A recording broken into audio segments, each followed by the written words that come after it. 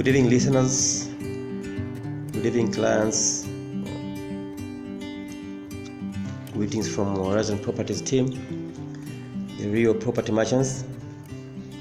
We are back to our topic relating to the relation between the landlord and the tenant of business premises. Having concluded matters dealing with the landlord and the tenant of a dwelling house, we embarked on the topic of the relationship between the landlord and tenant of business premises. As I guided and indicated that it's very important for real estate service practitioners to understand some of the legal aspects relating to leases, because you cannot separate the properties transactions from the legal aspect of it, because property is legal in nature. I indicated that this relationship is guarded by law, Cap 193 of the laws of Zambia. Please take this. Please note that I'm not giving legal opinion. I'm giving experience and expertise as a result of practice and understanding. Cap 193 is referred to as Landlord and Tenant Act Business Premises.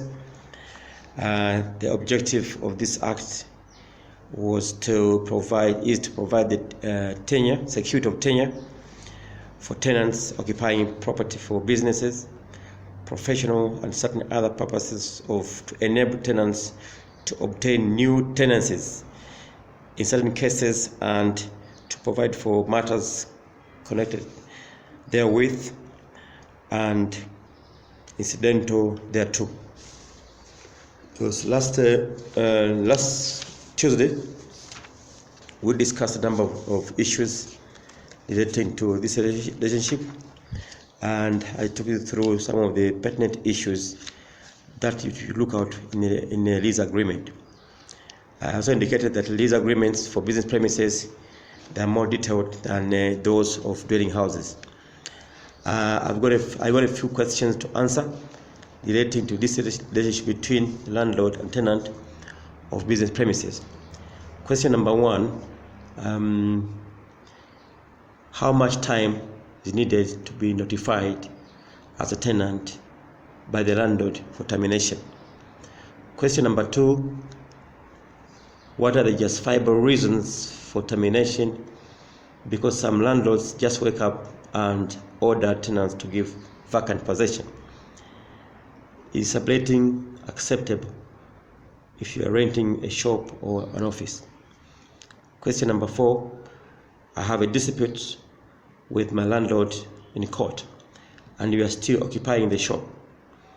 I cannot disclose the details of the case. Do I have to continue paying rent? Question number one: the time, as I mentioned, the leases of obligations depends what you have agreed with your landlord. However, the Act provides notice of 6 months. You need to be given a notice of 6 months. As you connect this notice, legal notice of 6 months, you connect it also to the objective of the Act is to provide security of tenure. Therefore, in the 6 months it's being given, it allows you to look for other premises and also to notify your clients of your new location. That is when you haven't agreed in the lease on specific period of notice. So that is the way to go. So if you don't have a lease and you're occupying a business premise, you need 6 months. Some of the justifiable reasons for notice to terminate the lease with business premises. It could be repairs and maintenance. you are not maintaining the building and it is losing its value. Delay in payments, substantial breaches of the tenant's agreement, alterations.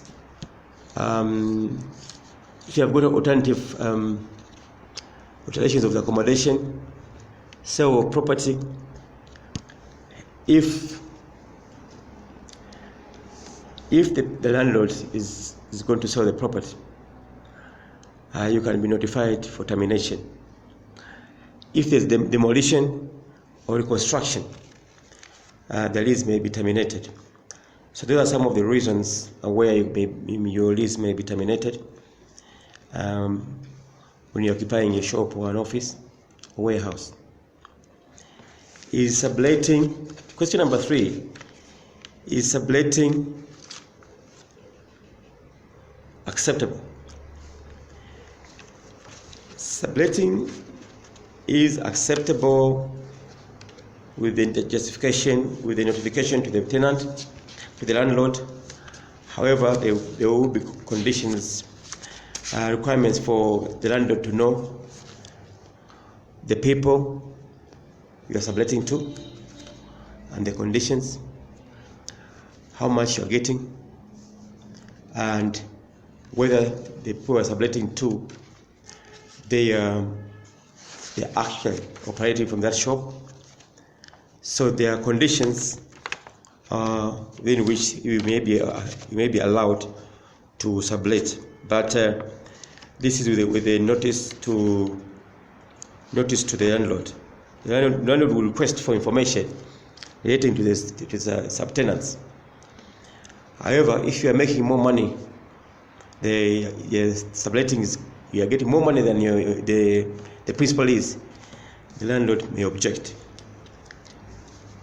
There has been this question. It has been a number of tenants use this court action to stop paying rent.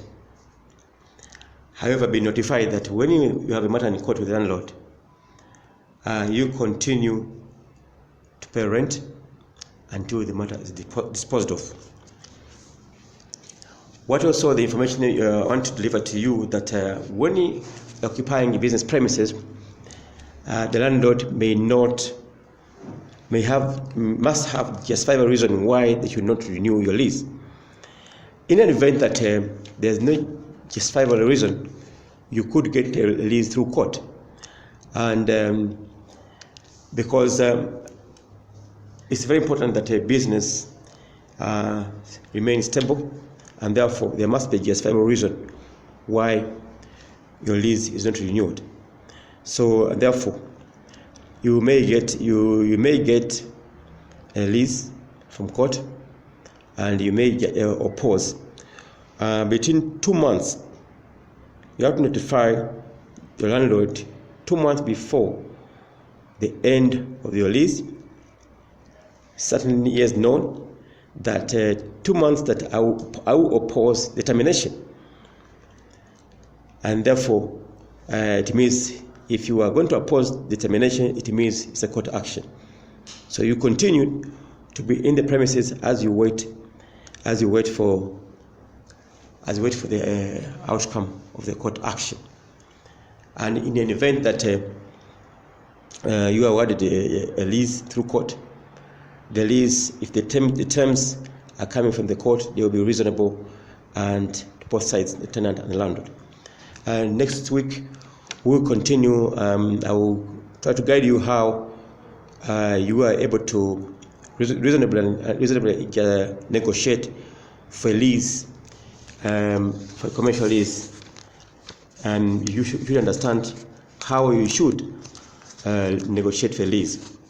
As I said, the understanding of a commercial lease, it means very important that you may need to engage a legal practitioner, because the leases in this relationship for business premises is quite worded, and you need to a proper understanding. So next week I will take you through how to negotiate favorably for a commercial lease.